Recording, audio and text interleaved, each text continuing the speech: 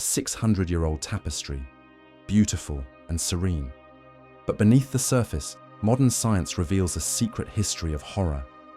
What if the threads themselves were not just telling a story, but were a form of biological code?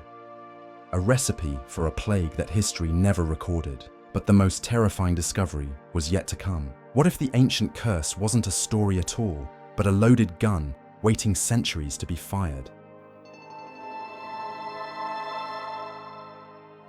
The laboratory was Dr. Alistair Finch's sanctuary, a temple dedicated to the quantifiable truth. It existed outside of time, a sterile, brightly lit bubble where the chaotic centuries were tamed, catalogued, and explained. The air hummed with the quiet thrum of climate control systems, smelling of acid-free paper, and the faint, almond-like scent of preservation chemicals. Tonight, Alistair was hunched over a digital microscope, his world reduced to a single illuminated square of a 14th century manuscript. He was analyzing the pigment of a letter S, a swirl of lapis lazuli that had survived 600 years of human history. On his workbench, every tool, calipers, spatulas, sample vials, was aligned with geometric precision. It was a reflection of his mind, orderly, methodical, and intolerant of ambiguity. In Alistair's world, every mystery had a material answer waiting to be found, a chemical signature to be decoded. The quiet was broken by the squeak of a trolley wheel and a voice brimming with an energy that felt almost profane in the hushed environment. "Clear the stage, maestro. The future is here for its close-up." Alistair looked up, blinking, as Dr. Lena Petrova maneuvered a tall, complex machine shrouded in a grey dust cover into the center of the lab. Lena was Alistair's polar opposite, a whirlwind of creative chaos to his calm center of logic. A quantum physicist on loan to the history department, she saw the past not as a set of fixed points, but as a landscape of possibilities to be explored with tools no historian had ever dreamed of. Alistair raised an eyebrow. "If that's the future, Lena, it looks remarkably like a disgruntled photocopier." She laughed, pulling the cover off with a flourish. The machine underneath was a sleek monolith of black alloy and glowing fiber optic cables, humming with latent power. "This is the Chronos Imager, and it's about to make your microscope look like a child's magnifying glass." With a dramatic sweep of her arm, she announced, "It's ready for its first masterpiece." Alistair felt a familiar prickle of skepticism, the default setting he reserved for anything that promised miracles. His work was about peeling back layers of myth to find the factual core. Lena's machine, with its talk of quantum tunneling and substrate-level resonance, sounded dangerously close to creating new myths. And yet, he couldn't deny a spark of intrigue. Lena's brilliance was as undeniable as her enthusiasm. Her machine promised to see not just the surface of an artifact, but through it, to read the stories in the very structure of its materials, stories lost to the naked eye. It was an idea that was both terrifying and irresistible to a man who had dedicated his life to making the past surrender its secrets. An hour later, the masterpiece was ready. Two technicians helped Alistair and Lena unroll the newly acquired Valerius Tapestry onto a massive, climate-controlled examination table. Director Marcus Holloway watched from a safe distance, his hands clasped behind his back, his expensive suit looking out of place against the lab coats. Holloway was a man of politics and fundraising, and to him, the tapestry was a seven-figure acquisition, a jewel for the museum's annual gala. The nervous twitch in his jaw suggested he was less interested in discovery and more concerned about potential damage to his investment. The tapestry was magnificent. Nearly 20 feet long, it was a breathtaking example of late medieval craftsmanship, depicting a serene, idyllic, courtly scene. A benevolent king and a smiling queen sat enthroned, surrounded by nobles in rich velvets, musicians playing lutes, and ladies in waiting with flowers in their hair. The colours were still vibrant, a testament to the wealth of its long-vanished patrons. It was a perfect, beautiful lie, a piece of propaganda designed to project power and permanence. It was a known story, a comfortable piece of history. "All right," Lena said, her voice low with concentration as she and Alistair carefully positioned the scanner's emitter head above the fabric. Initiating surface scan, she booted up the system. A bank of monitors flickered to life. The first displayed a perfect high-resolution photograph of the tapestry, every thread captured in immaculate detail. On the second monitor, a wireframe model began to render, a ghostly green grid mapping the object's dimensions. Lena initiated the deep scan. A low hum filled the room as the machine began its work, peeling back the layers of dust and time, not with brushes and chemicals, but with focused quantum particles. The wireframe on the second monitor began to fill in, texturing itself with data pulled from the very heart of the woven threads. Alistair watched, his arms crossed, a silent observer at the séance. He expected the imager to confirm what he already knew, to perhaps reveal a faded patch of pigment or a previously unnoticed repair. He expected it to affirm the comfortable, established reality. Lena leaned forward, tapping a command into her keyboard. Pushing past the surface weave, let's see the warp and weft, analyzing material density and composition. She was fine-tuning the resolution, dialing in the focus to an almost atomic level. The image on the second monitor flickered, the colors shifting as the software filtered through different material signatures. Okay, we have the wool fibers of the weft, the linen of the warp. Everything looks normal. And then she stopped. A new pattern began to emerge on the quantum scan monitor. It was faint at first, a ghostly shadow that didn't align with the main image. An anomaly. Alistair uncrossed his arms and stepped closer, his skepticism giving way to a professional curiosity. A software glitch? A reflection from the table? No, Lena murmured, her eyes wide. The readings are stable. There's something else there. Another layer of threads, underneath the main image. That's not possible, Alistair said, the statement flat and absolute. He knew the construction of these pieces like he knew his own name. The image is woven directly into the foundational substrate. There is no underneath. It should just be the base wool substrate, nothing more. Alistair, look. Lena pushed the machine's processing power, diverting all energy to resolving the anomaly. The low hum rose in pitch. On the screen, the faint shadow sharpened, resolving into definite lines and shapes. It wasn't a glitch. It was an image. Another image entirely, woven with threads that had a completely different material signature. Threads that had been invisible to every form of analysis for centuries. As the data flooded in, the beautiful serene court scene on the monitor became translucent, a phantom overlay on a second secret history. And this history was a nightmare. Holloway let out a small, strangled gasp. Alistair felt the blood drain from his face. There, hidden directly beneath the serene, smiling portrait of the Valerius Queen, the imager had revealed the unmistakable form of a skeletal figure, its bony arms outstretched as if in a final, agonizing plea. The machine, a monument to science and reason, had found a ghost in the threads. It had uncovered an impossible, terrifying secret that had no right to exist. The tapestry wasn't just a record of history, it was hiding one.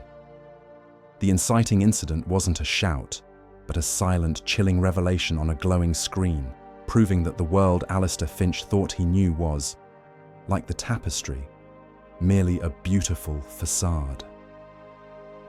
The revelation hung in the cold, sterile air of the lab, a digital ghost that refused to be exorcised. Alistair Finch, a man who had built his life on the bedrock of empirical fact, found himself adrift in an ocean of impossibility. The skeletal figure beneath the smiling queen was not an artifact, not a glitch. It was data, and that data was a declaration of war against everything he knew. With a surgeon's precision born from years of handling fragile histories, Alistair used a micromanipulator to extract a single hair-thin thread from the tapestry's hidden layer. It was a dark, almost black fiber that seemed to absorb the light around it. They took the sample to the university's bioimaging lab, a different kind of sanctuary, one of gene sequencers and electron microscopes. Here, the ancient thread was suspended in a vacuum chamber, a relic from a forgotten age about to be interrogated by the 21st century. Alistair and Lena watched in silence as the mass spectrometer did its work, breaking the fiber down to its constituent molecules and feeding the results to a connected monitor. The data that scrolled onto the screen was, to Alistair, gibberish. It was a symphony of contradictions. The thread was undeniably organic, a complex protein chain, but its atomic structure was impossibly stable, almost crystalline in its perfection. There were none of the flaws, the tiny imperfections inherent in any natural fiber, be it wool, silk, or linen. It was too regular, too pure. It was as if it hadn't grown, but had been constructed. Lena stared at the screen, her brow furrowed not in confusion, but in dawning, terrifying comprehension. The molecular density, the structural integrity. Alistair, this isn't a thread, she whispered, her voice a mix of awe and fear. It's structured like a data storage medium, but it's biological. She pointed to a complex, repeating pattern in the protein sequence. This isn't random, it's code. Alistair said nothing. His scientific foundation, the solid ground he had stood on his entire life, was crumbling into sand. He had dedicated himself to the principle that everything could be explained. But the object in the vacuum chamber was not an explanation. It was a question, one so profound it threatened to unravel reality itself. Director Holloway's office was a world away from the lab. It was a fortress of mahogany and old leather, a room designed to project power and reassure nervous donors. Holloway was not reassured. He paced the plush carpet, his face pale, his hands wringing themselves behind his back as Alistair and Lena presented their findings. He looked at the data printouts on his desk as if they were venomous snakes. For Holloway, this wasn't a world-changing discovery. It was a public relations cataclysm. A biological... what? He finally sputtered, his voice tight with panic. A storage medium? Do you hear yourselves? You want me to go to the board of trustees and tell them the 7-figure Valerius Tapestry we just acquired is woven with some kind of alien fungus? He waved a dismissive hand, not wanting to hear any more. No, absolutely not. Marcus, the data is irrefutable, Alistair insisted, his voice strained. We have to investigate this. We will do no such thing, Holloway snapped, his fear curdling into anger. He was no longer a colleague. He was a gatekeeper, slamming the door shut. You will not publish this. You will not speak of this to anyone. As far as the official record is concerned, you found an imaging artifact. A technical glitch in your new toy, Dr. Petrova. Is that understood? We will manage this internally until I decide how to proceed. He was weaponizing skepticism, using the language of scientific doubt to enforce institutional dogma. The truth was secondary to the reputation of the museum. They left his office in stunned silence, the order hanging between them like a physical barrier. They were standing on the precipice of the greatest discovery in human history, and they had been ordered to pretend it didn't exist. That night, defiance burned brighter than the fluorescent lights of the conservation lab. Holloway's command had the opposite of its intended effect. He hadn't buried their curiosity. He had branded it as a forbidden truth, and forbidden truths were the only ones worth chasing. Working with a feverish intensity, they ignored the ringing phones and the official-looking emails demanding their preliminary report. Instead, they ran a full, high-resolution scan of the entire tapestry. For hours, they watched as the Kronos imager worked, stitching together the complete hidden image, tile by digital tile. The idyllic court scene, with its smiling nobles and graceful musicians, became a cruel joke. It was a facade, a beautiful lie painted over a chasm of horror. Beneath it, the secret narrative emerged in its full, macabre glory. It was a masterpiece of biological terror, a detailed, allegorical depiction of a devastating plague. But it wasn't rendered with the crude skeletons and grim reapers of traditional medieval art. This was something far more sophisticated, far more intelligent. Grotesque Monstrous figures, shaped like diseased cells and ravenous bacteriophages, swarmed across the fabric, laying waste to a city that was drawn with the clinical precision of a micrograph. It was a story of pestilence told from the perspective of the plague itself. They were looking at a deliberate, methodical, and chillingly artistic record of a biological apocalypse, one that history had never recorded, hidden within a treasure of the age. It was past 2 a.m. when Lena finally left, her mind reeling. She walked through the university's multi-level parking garage, her footsteps echoing in the vast, empty concrete structure. The air was cold and still. As she approached her car, she noticed a black, nondescript sedan parked in the shadows a few rows over, its engine off, its windows darkly tinted. She could just make out the silhouette of a man in the driver's seat, perfectly still. A chill that had nothing to do with the night air crawled up her spine. She fumbled in her bag for her keys, her heart starting to pound. It's just a student waiting for someone, her rational mind insisted. Don't be paranoid. She forced herself to walk calmly to her car, unlocked the door, and slid inside, locking it immediately. She didn't look back at the sedan. She started her engine and pulled out of her spot, her eyes fixed on the exit ramp. But as she glanced in her rearview mirror just before turning onto the street, she saw the sedan's headlights flick on. They remained on for a moment in the darkness, two predatory eyes, before the car turned and drove away in the opposite direction.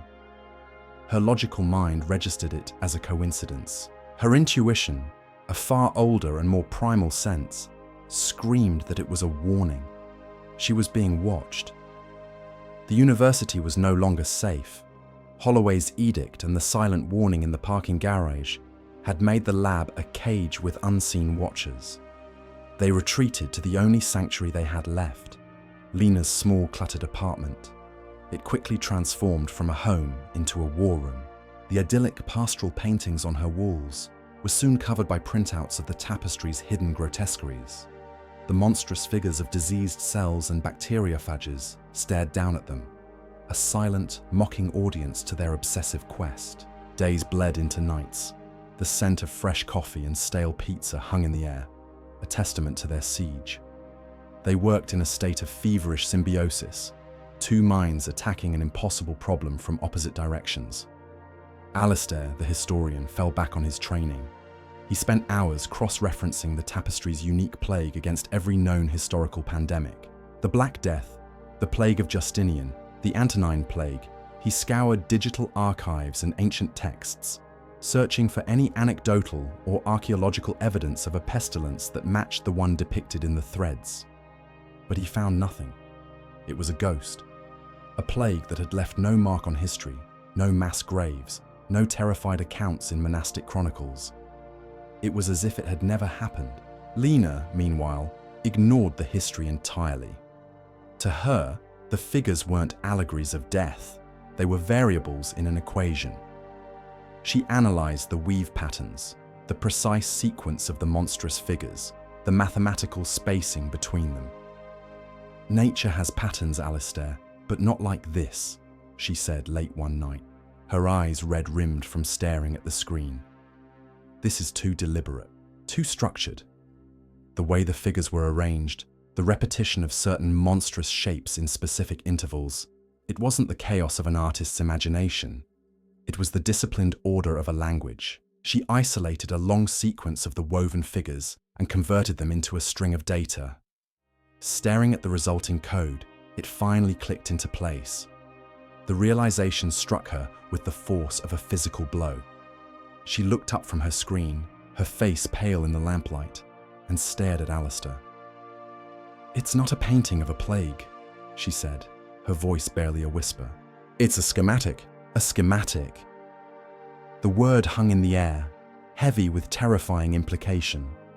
Acting on her theory, Lena began to build a simulation. Her fingers flew across the keyboard, translating the ancient syntax of the weave into the modern language of molecular biology. The patterns, the sequences of monstrous figures, corresponded with chilling precision to the building blocks of life, amino acid sequences. The tapestry wasn't just a picture, it was a set of instructions. "The dark threads are the codons," she explained, her voice a low, intense murmur. "The weave itself dictates the folding instructions." "My God, Alistair, it's a biological compiler." She finished the program and initiated the simulation. On her main monitor, a new window opened. A single, thread-like molecule appeared, twisting in the blackness of the virtual space. Then, according to the instructions pulled from a 600-year-old piece of fabric, it began to fold. It was a horrifyingly beautiful process, a silent, elegant dance of creation. The chain of proteins coiled and pleated, twisting into complex shapes, guided by an intelligence that was both ancient and utterly alien. They watched, mesmerized, as the molecule constructed itself, locking into its final, intricate form. When the simulation finished, the result appeared on the screen, labeled and analyzed by the software. It was the complete, viable, three-dimensional structure of a dormant but complex pathogen. A virus of unknown origin, engineered with a level of biological sophistication that modern science was only just beginning to comprehend. Alistair stared at the image, his blood running cold.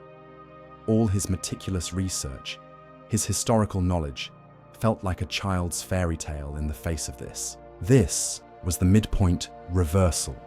The threat was no longer a historical mystery to be solved. It was a present-day danger, a reproducible horror. The curse depicted in the tapestry wasn't a story. It was a recipe. He was about to speak when the lamp on the desk flickered. It flickered again, then died. The glow of the laptops and the hum of the refrigerator were extinguished, plunging the apartment into an abrupt, disorienting darkness. A moment later, the building's emergency lights kicked in, casting long, ominous shadows across the room, painting the images on the walls in a sickly orange glow. Before either of them could react, a deafening crack echoed through the apartment. The front door splintered, kicked in from its frame, and slammed against the wall. Two large, silent figures dressed in dark, featureless tactical gear moved into the room. They were fluid and professional, their faces obscured by balaclavas. They ignored Alistair and Lena completely, their movements focused, their goal terrifyingly clear as they moved directly towards the laptops. Adrenaline, cold and sharp, flooded Alistair's veins. In that split second, the quiet, methodical academic vanished. He lunged, not for the intruders, but for the desk, grabbing the heaviest object he could find, a brass floor lamp. With a desperate roar, he swung it like a club, smashing it down onto the main laptop that displayed the pathogen. The screen exploded in a shower of sparks and fractured glass. It was a primal, desperate act to destroy the recipe. The intruders paused for a fraction of a second, momentarily thrown by the unexpected resistance. That was all Lena needed. While their attention was on Alistair, she snatched the small, portable backup drive from the desk, the drive containing the only other copy of their work. "Al, the window!" she screamed. Alistair didn't hesitate. He dropped the lamp and scrambled after her towards the back of the apartment. As they threw open a window and tumbled onto the rusty fire escape, one of the operatives raised a weapon. It wasn't a gun. It was a small, cylindrical device that emitted a high-frequency pulse, and every piece of electronics in the apartment, the remaining laptop, their phones, the hard drives, died with a final, pathetic fizzle. They were wiping the data. Alistair and Lena clambered down the metal stairs, their feet ringing out in the night air. They hit the pavement of the back alley and ran, not daring to look back at the violated sanctuary of the apartment. The abstract world of data and history, now a scene of brutal, physical violence. They were no longer researchers. They were fugitives, hunted by a faceless enemy who wanted the secret of the tapestry at any cost. They drove for hours, leaving the city lights behind, plunging into the anonymous darkness of the interstate. The adrenaline of their escape had curdled into a thick, gritty exhaustion. They were running on fumes, their conversation reduced to clipped, paranoid whispers. Every pair of headlights in the rearview mirror was a potential threat, every shadow a lurking operative. They finally pulled off the highway and found what they were looking for: a cheap roadside motel, the kind of place with a flickering neon sign and rooms that smelled of stale cigarette smoke and industrial disinfectant. It was a place for people who didn't want to be found. The room was a drab, soul-crushing box. Peeling wallpaper, a buzzing fluorescent light in the bathroom, and a television bolted to the dresser. Alistair and Lena collapsed onto the lumpy beds, the single backup drive clutched in Lena's hand like a holy relic. It was all they had left. They were adrift, cut off from their labs, their research, their entire lives. They were no longer scientists. They were ghosts. Lena switched on the television, the volume turned down low. The mindless chatter of a 24-hour news channel filled the grim silence. And then, they both froze. On the screen was a live shot of their university, their building. The entire wing was cordoned off with yellow tape, surrounded by white vans and figures in full-body hazmat suits. The news anchor was reporting on a sudden and serious hazardous material spill in the conservation department. The university, the report said, was cooperating fully with federal agencies to contain the unidentified chemical contaminant. Alistair and Lena watched in horror as the hazmat teams carried large sealed containers out of their lab. One of those containers, Alistair knew with a sickening certainty, held the Valerius Tapestry. The enemy wasn't just a few thugs. They were powerful. They had the resources to create a cover story, to bring in a fake federal response, to surgically remove the tapestry and every shred of their research from existence, all while the world watched a televised lie. Their institutional support was gone. Their evidence was gone. Their enemy had seized the board and wiped them from the game. Night fell, but sleep was impossible. The next morning, Alistair left the motel and returned an hour later with a cheap, disposable laptop and a handful of cash cards, all bought from a sprawling, anonymous superstore. In the dim light of the motel room, they plugged in the drive, the small device representing the last remnant of their life's work. Most of the data was corrupted or missing. Fragments of the simulation, corrupted image files. The main schematic of the pathogen, which had been on the laptop Alistair had smashed, was gone. But Alistair, ever the meticulous archivist, had saved his own research notes in a separate partition. The historical records, the provenance, the commission documents for the tapestry. It was all that was left. With nothing else to go on, he dove back into the 600-year-old records. He wasn't looking for a plague anymore. He was looking for a pattern, an anomaly, anything the original owners had left behind. He read through the family ledgers of the de Valerius family, the noble patrons who had commissioned the artwork. He saw the payment records to the Weavers' Guild, the shipping manifests, and then he found the family's genealogical records, along with the notes of a 15th century physician. He went still. Lena, sensing the shift, came to look over his shoulder.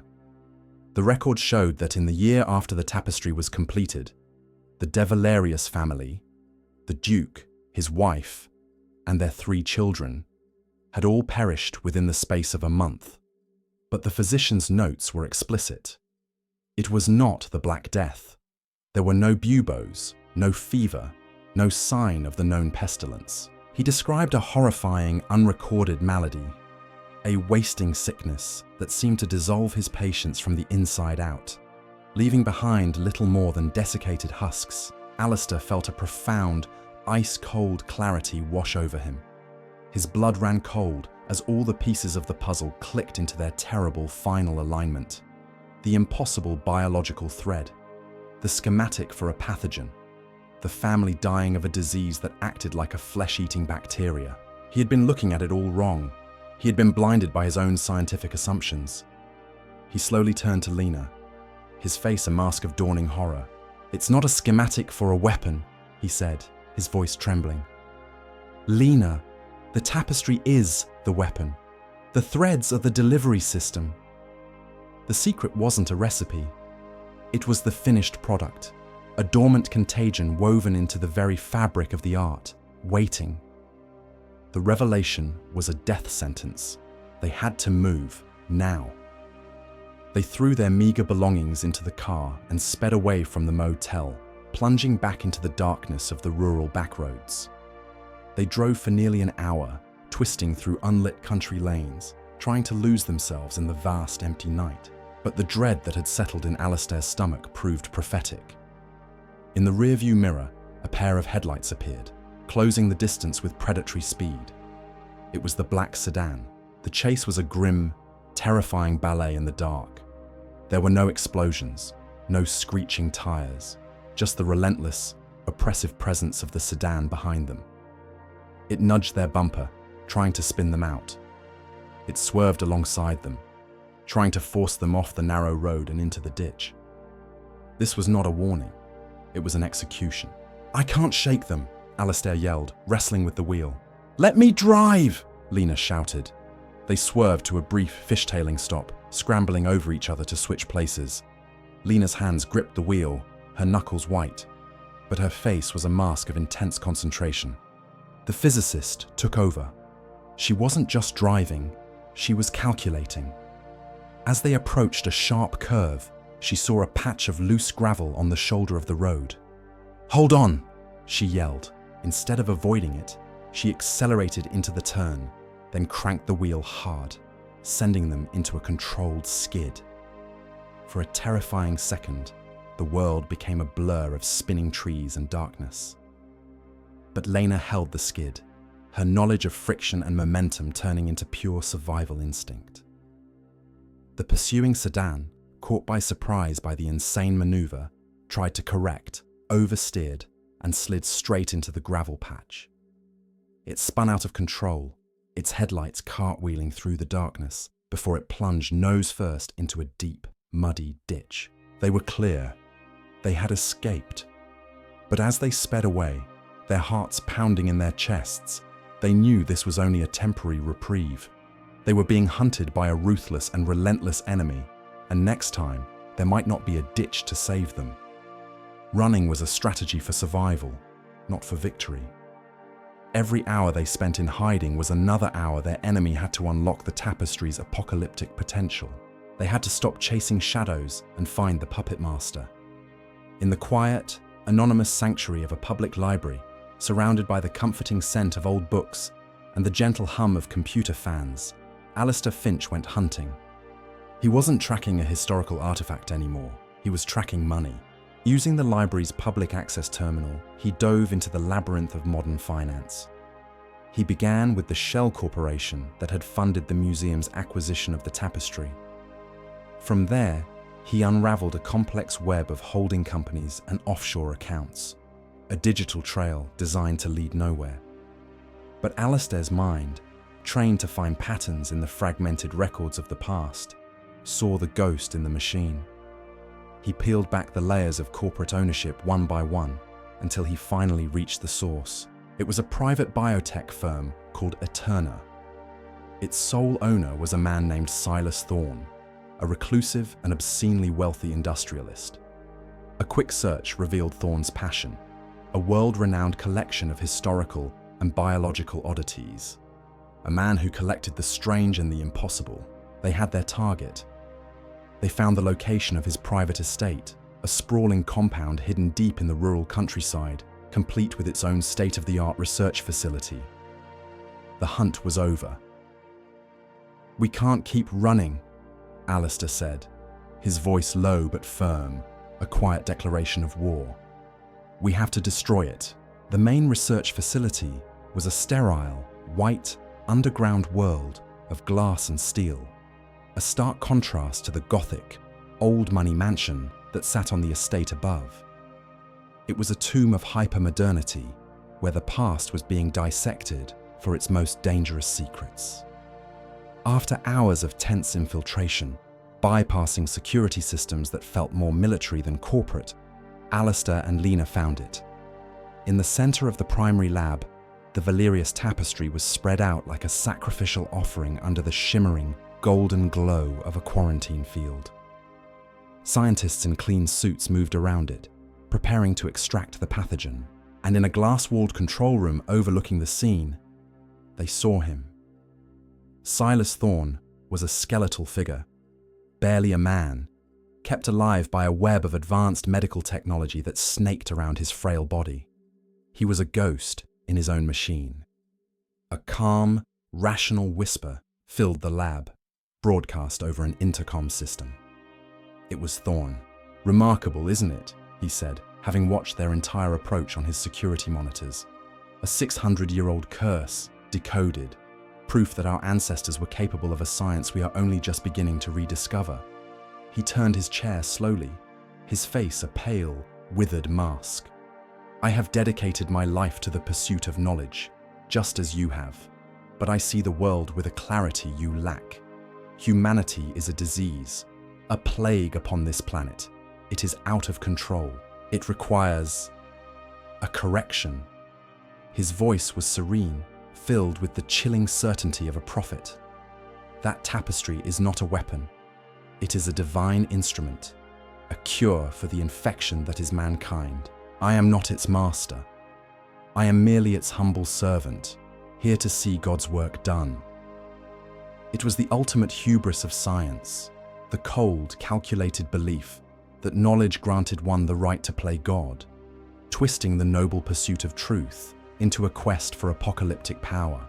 "Guards are on their way," Lena whispered, her eyes darting towards a schematic of the lab on a nearby monitor. "We have maybe 2 minutes." As Thorne's men began to close in on the lab entrance, Alistair and Lena enacted the desperate, impossible plan they had formulated on the drive over. It was a plan built on the synthesis of their 2 worlds. Lena ran to the lab's primary quantum imager, a more advanced version of her own Chronos device, and began furiously reprogramming it. "The thread's protein structure has a unique resonant frequency," she explained, her fingers flying across the holographic interface. "If I can create a focused energy pulse at that exact frequency, it should cause a cascade failure. The proteins will denature, fall apart." She was turning the tool of discovery into a weapon of targeted destruction. Simultaneously, Alistair, the historian, ran to the lab's chemical stores. His mind, a library of ancient materials and their properties, worked with frantic speed. He knew the chemical composition of 15th century fixatives, the mordants used to bind pigments to wool. He grabbed vials of acetic acid, potassium dichromate, and a copper sulfate solution.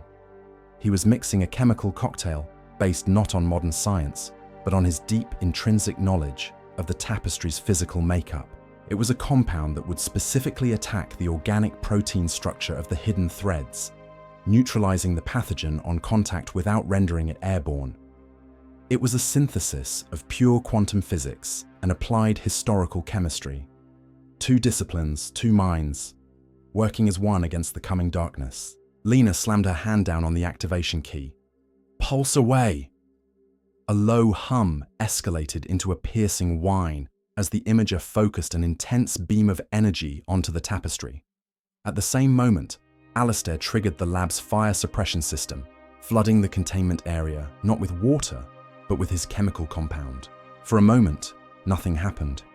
Then, under the combined assault, the tapestry began to die. The hidden threads glowed with a sickening, brilliant light, then dissolved into black, inert dust. The ancient curse was unwritten, molecule by molecule. But as the energy pulse overloaded, it triggered a catastrophic failure. The quarantine field flickered and collapsed. Alarms blared, red lights flashing across the lab. They fled in the chaos, escaping through a service tunnel as the facility went into lockdown. From a safe distance, on a hillside overlooking the estate, they watched the aftermath. The energy pulse had started a silent, chemical fire that was now consuming the underground lab. In his control room, Silas Thorne, the man who wanted to cure the world with a plague, was trapped. The containment failure had exposed him to the very thing he sought to control. His own obsession, his own creation became his tomb. As the first rays of dawn broke over the horizon, they stood not in triumph, but in weary, hollow silence. Below them, the distant sirens of approaching emergency vehicles grew louder. The world was safe. The threat was neutralized. But they were left with the impossible, unbearable knowledge of what they had found. They had looked into the heart of a superstition and found a terrifying, scientific truth. They had proven that the line between science and myth, between a story and a schematic, was dangerously, terrifyingly thin.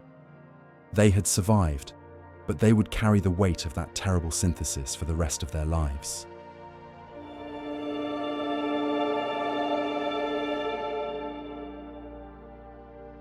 What a fascinating and unsettling story. It plays with an idea that I think sits deep in our cultural psyche, the fear that our ancient superstitions might just be misunderstood science. We often think of science as the great debunker, the clear light of reason that chases away the shadows of old beliefs, like curses and haunted objects. But what happens when science does the exact opposite? In this story, the scientists don't prove the curse of the tapestry is fake. Instead, their most advanced technology confirms that the superstition was, in a way, absolutely real. The horrifying truth wasn't a ghost or a malevolent spirit, but a form of biotechnology far beyond its time. This is where it gets really interesting for me. The scientific explanation doesn't make the curse less scary. It arguably makes it more terrifying. It replaces a supernatural fear with a tangible, reproducible threat. It suggests that our ancestors' warnings, which we dismiss as folklore, might have been their only way to describe a danger they couldn't possibly comprehend. The story leaves us in this strange, uncomfortable space where reason and myth aren't enemies, but two sides of the same terrifying coin. It validates the primal fear, the gut feeling that some things are just wrong. So that's the dilemma it leaves me with, and I'm curious what you think. If science proved an ancient curse was real, would that make the world more or less frightening?